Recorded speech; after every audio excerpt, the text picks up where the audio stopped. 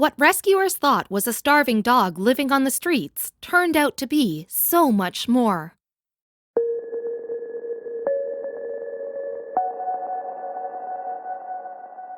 The heroes at Hope for Paws have rescued many dogs in their day, but the Los Angeles-based animal rescue organization recently came across an animal in need that wasn't exactly what they expected.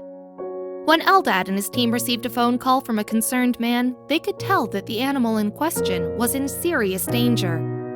But it was only when they got to her that they realized they were in for a truly special rescue mission. The picture they received showed an animal that was disoriented and clearly very sick. But when they saw her in person, they realized that Julia, as they named her, was actually a wolf dog hybrid. This was a first for the veteran animal rescue team. When they got closer to the frightened girl, they realized just how bad of a shape she was in. Julia was covered head to toe in infections. She had opened wounds and was all skin and bones under her fur.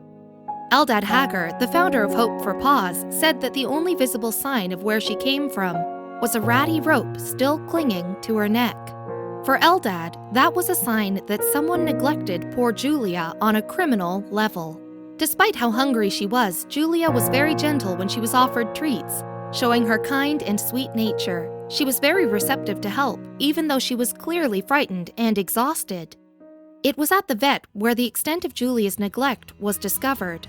She had demodectic mange, which was leading to hair loss and scabbing.